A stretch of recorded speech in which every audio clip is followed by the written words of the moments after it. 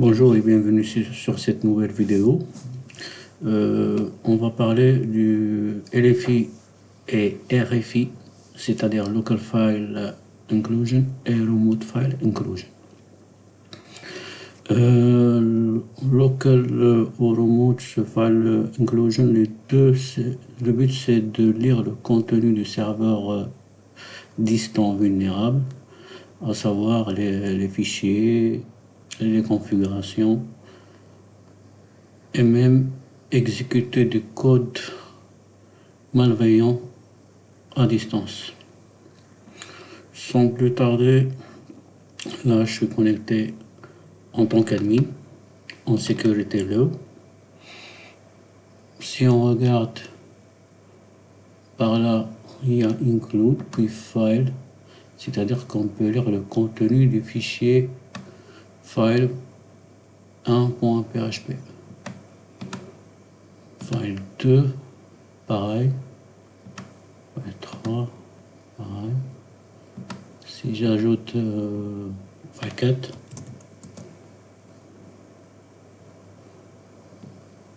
il dit qu'il n'existe pas. C'est très bien. Je propose de lire le contenu de la page exécutée, comment ça marche, et même de préférence de lire le fichier etc password, parce que généralement si on arrive à lire le etc password, c'est-à-dire qu'on a le contrôle à lire tout genre de fichiers sur le serveur. Du coup, là on voit bien qu'il ne fait que prendre le contenu de ce qu'on a tapé là, et par la suite il doit y avoir un écho quelque part du contenu du fichier qu'on a nommé là. Alors, ce qu'il propose le team de DVWA, c'est lire le contenu de ce fichier, chose qu'on va faire.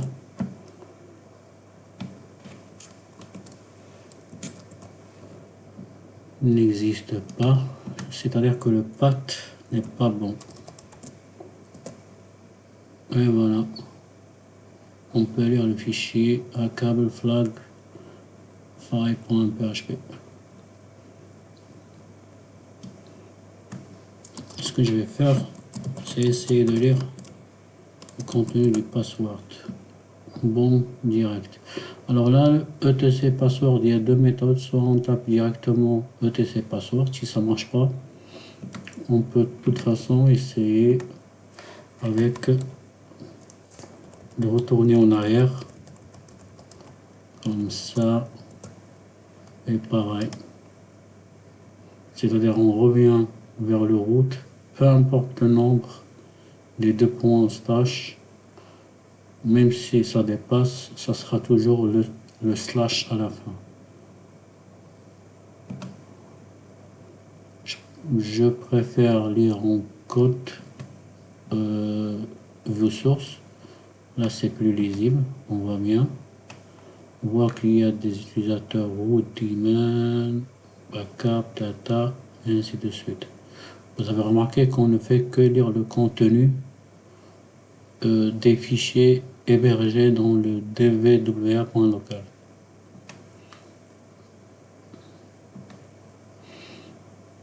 Par la suite, on va faire ça, c'est du LFI, on va faire du RFI.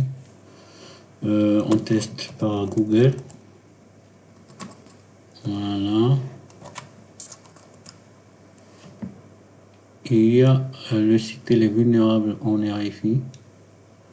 Du coup, ce qu'on peut faire, c'est c'est créer un backdoor sur notre serveur local, ou bien si vous avez un serveur hébergé quelque part, vous pouvez créer un fichier TXT avec du code PHP dessus. Ce qu'il va faire, il va prendre le code PHP malveillant et l'exécuter localement sur le serveur vulnérable. Sans tarder, sur Kali, je vais chercher un backdoor, locate backdoor. Il y a le simple backdoor, là, il est intéressant. Je vais le coller localement. Non. Alors, CP, mon backdoor il doit être en PHP. Coller, laisse. J'ai mon backdoor. J'ai copié PHP, je préfère utiliser le simple backdoor. Copier. Espacer et bon. Nano simple PHP. Je supprime tout ça. Pas besoin. Pareil pour là, d'accord. Je vais utiliser le plus simple possible. Die, d'accord. CMD. Request. Là, je crois que c'est bon. Je vais enregistrer mon fichier. D'accord. Ben, généralement, simple backdoor, c'est plus facile. cb.txt. Je lance mon serveur web et j'attaque.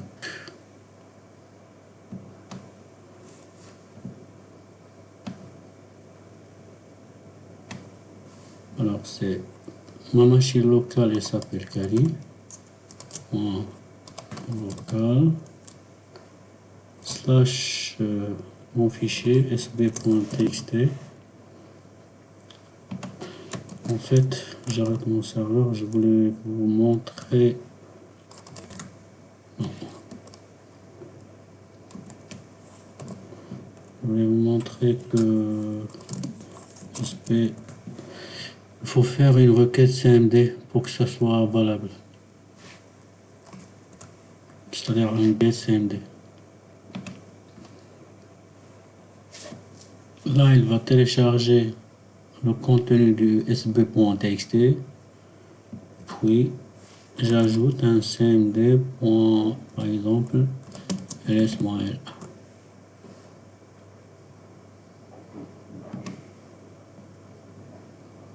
Non, ça va pas marcher. Ah ouais, le serveur il est dans.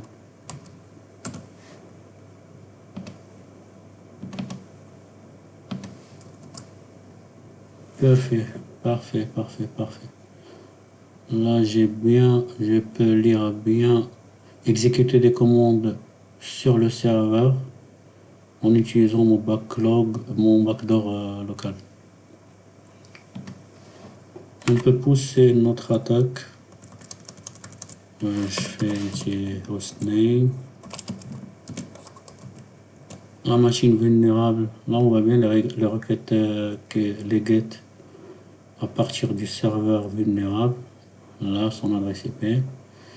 Ma machine vulnérable, elle a le hostname en chiffres et en lettres que vous pouvez voir ici. Je peux exécuter les commandes que je veux, genre un cat etc password. Pareil. Comme je peux faire du reverse shell, j'ouvre le port 4443, je fais un NC ma machine kali.local 4443 et qui nous donne accès au bash.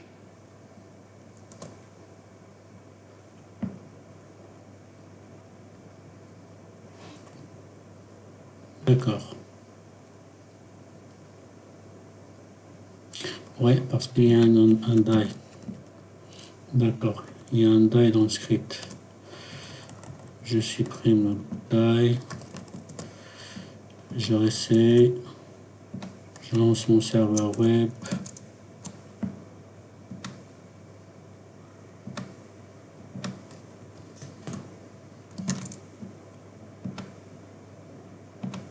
Alors, quelque chose ne marche pas. Qu'est-ce que ça peut être? Ah non, ouais. Désolé. Winbash.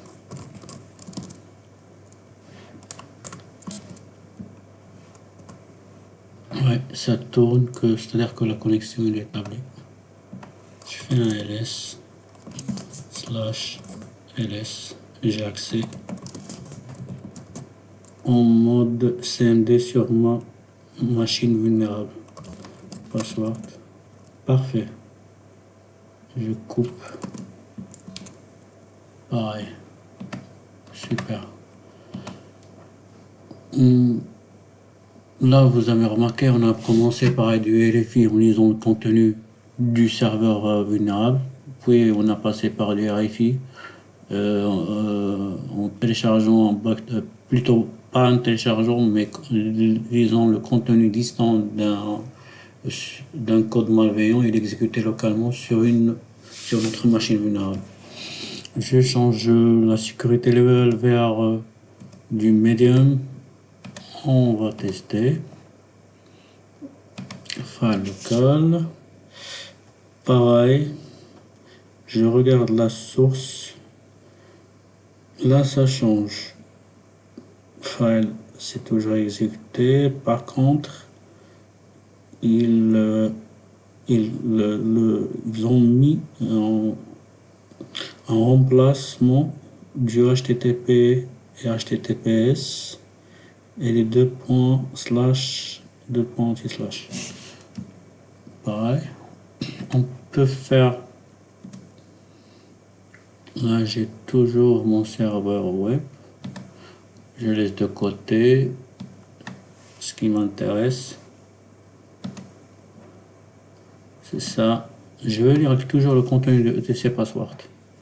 Du coup, ce qu'on peut faire, là, on sait bien que notre etc il est quelque part là. Ce qui fait le programme du DWA, il remplace ça par rien. Du coup, je peux ajouter un 2 points slash, c'est-à-dire que ça va être supprimé. Et on aura notre path 2 points slash. Du coup, j'ajoute juste ça. Pareil. Je teste.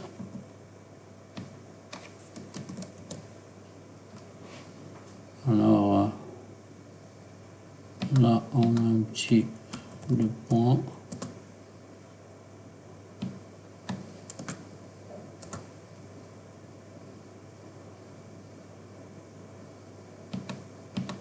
On va ajouter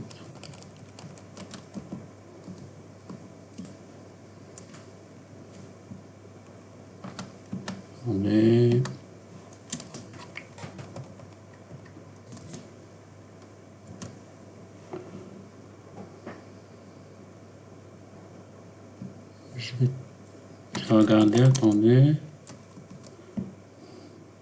Supprime ça, garde ça. Supprime ça, garde ça. Supprime ça, garde ça. On peut ajouter. On ne sait jamais qu'il y a autant de subfolders. Voilà. Parfait. On peut faire du fuzzing avec le WFuzz avec sur les directories, ça peut marcher aussi. Par ailleurs, là c'est OK.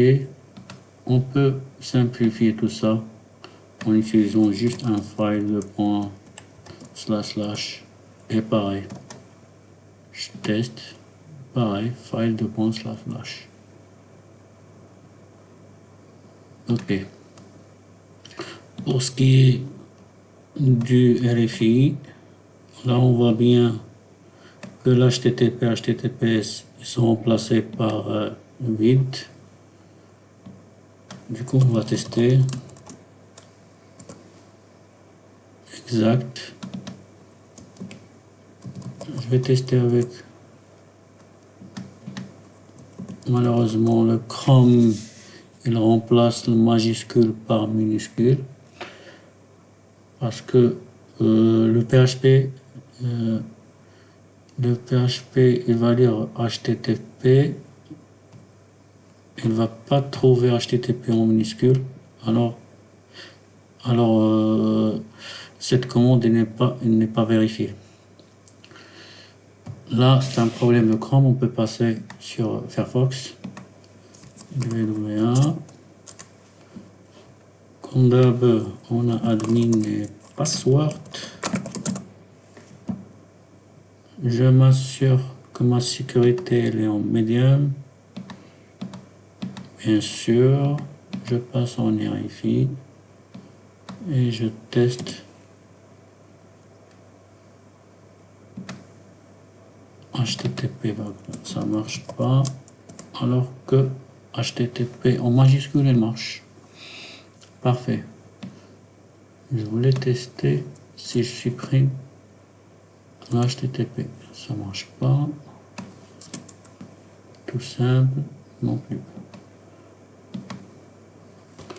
Du coup, il n'y a que HTTP en majuscule qui marchera en utilisant Firefox. Pareil, si on veut faire notre backdoor, normalement, il n'y a aucune raison que ça marche pas.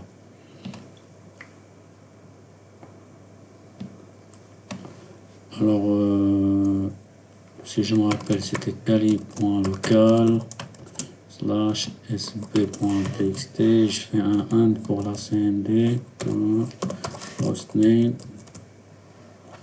Voilà le nom de ma machine, un petit ls.l.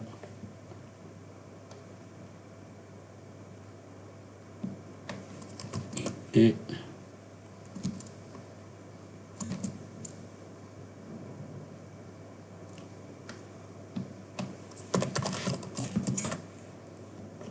alors là, ah ouais, parce qu'il a changé automatiquement le majuscule en minuscule. ls-m. Ah ouais, je suis sur Chrome, je suis bête. kali.local /sp.txt and cmd ls-m. Parfait. Là, c'est très bien. Si vous permettez, on passe à la troisième type de sécurité du AI. Je regarde le LFI et AFI. Ça dit quoi? Le contenu de ce que je vais taper là, s'il est différent de file étoile and file not include, du coup ce que je vais taper là, il doit contenir le nom file.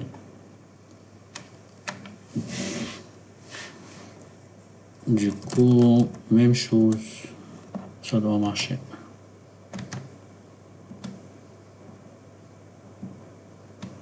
Mais dans ce cas, le RFI ne pourra jamais marcher parce qu'il ne contient pas file, sauf si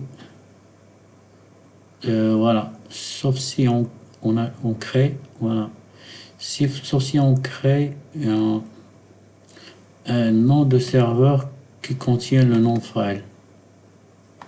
On va tester, hein. Du coup, genre je change et après on sait bien, il doit commencer par file. Du coup, le nom du serveur doit commencer aussi par file, ou bien il doit contenir file. On va vérifier cette option. Je change par exemple ma SB en file.txt. On va tester.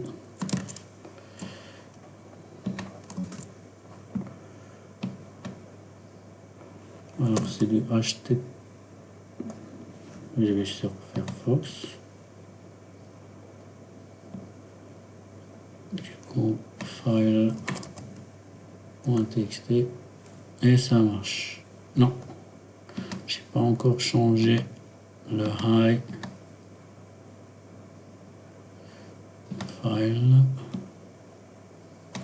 HTTP.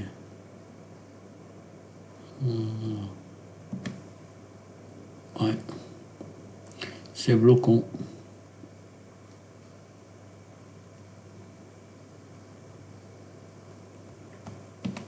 Je me connecte sur ma machine Docker.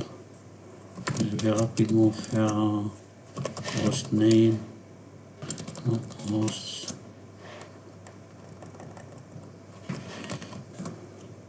Genre 192.168.0.20 file.local. Je teste ping file.local et ping. Je reviens à mon RDP. Pardon. Voilà. Je fais un file. Non plus. C'est un petit peu, je crois que c'est impossible de faire du RFI en mode sécurité high. Peu importe si tu as une idée quand même. File.local, on est d'accord. Le fichier s'appelle file. C'est même pas arrivé par ici. La requête n'est pas exécutée. Peu importe, je crois que vous avez eu l'idée du RFI et l'EFI et la gravité du type d'attaque, puisqu'on peut lire du contenu du serveur distant, à savoir des codes, à savoir les passphrases, des SSH. On peut lire du contenu des fichiers config qui contiennent des mots de passe. C'est un petit peu très délicat plutôt et dangereux. En plus du RFI pour avoir un accès complet sur notre machine, même en mode bon, ça dépend de la configuration et la sécurité qu'ils ont mis sur le serveur distant, mais généralement c'est avec l'utilisateur W qu'il y a des privilèges pas très importants, mais on peut faire des escalades de privilèges. J'espère que ça vous a plu et à la prochaine. Merci et passez une bonne journée. Surtout.